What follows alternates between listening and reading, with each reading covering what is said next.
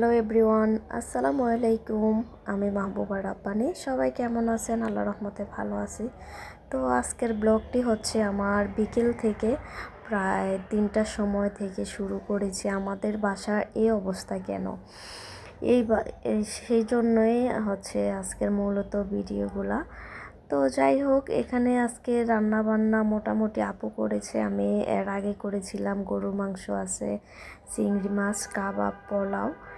এরপর এরপর আপু করেছিল পোলাও করেছিল, আর হচ্ছে ডিমের কোরমা করেছিল। এখানে আবার এই তো পোলাও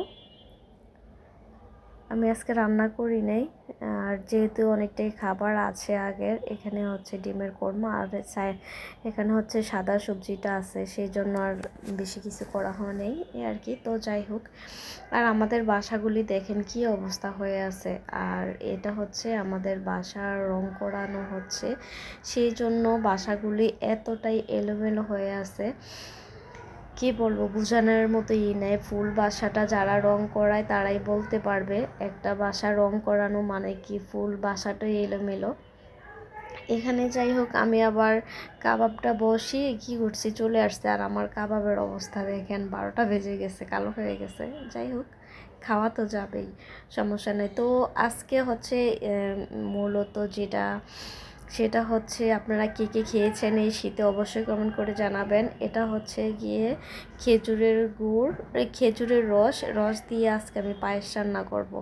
আর এই পায়েসটা কিন্তু আমার খুব পছন্দ, আর কার কার পছন্দ অবশ্যই কমেন্ট করে জানাবেন।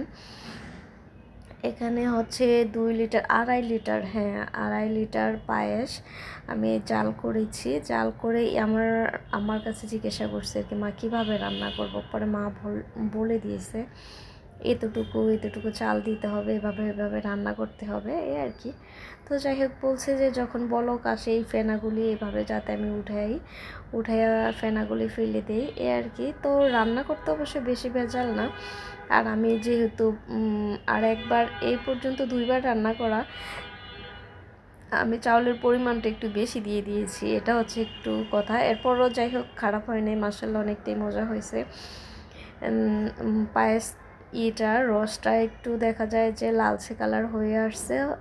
আর আমি লবণ দিয়েছি, লবণ দিয়ে দেন চালগুলি ধুয়ে এরপর চালগুলি দিয়ে দিয়েছি। এখানে হচ্ছে 2.5 লিটারের জন্য আমি 1 পট চালই যথেষ্ট। সেটা হচ্ছে কি বলে, ওই যে আধা কেজি না, আরেকটা যে আছে ছোট একটা পট, কি বলে ওটাকে, হাফ কেজি থেকে কম যেটুকু হয় ওইটুকু দিয়ে রান্না করতে হয় আর কি। তো এভাবে নেড়ে ছেড়ে যখন বলক আসবে তখন কমিয়ে দিলে আস্তে আস্তে এটা হয়ে যাবে। এটাতে কোনো আর যে এতক্ষণ করতে হয়, এরকম করতে হয়, কিছু করতে হয় না।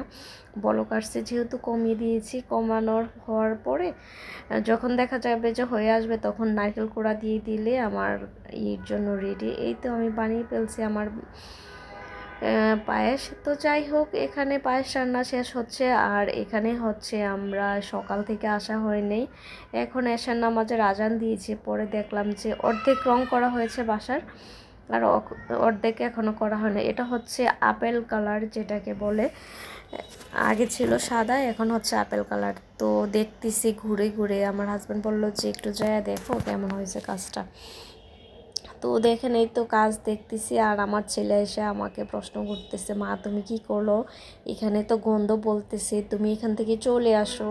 এই আর কি, বাচ্চাদের বায়না যা শিখিয়ে দেই, একটু পর পরে আসবে। দেখেন মুখে ময়দা দিয়ে কি করছে। আর বাসার অবস্থা নাই, এই আর কি। তো ভালো থাকবেন সবাই, দোয়া করবেন। আল্লাহ হাফিজ।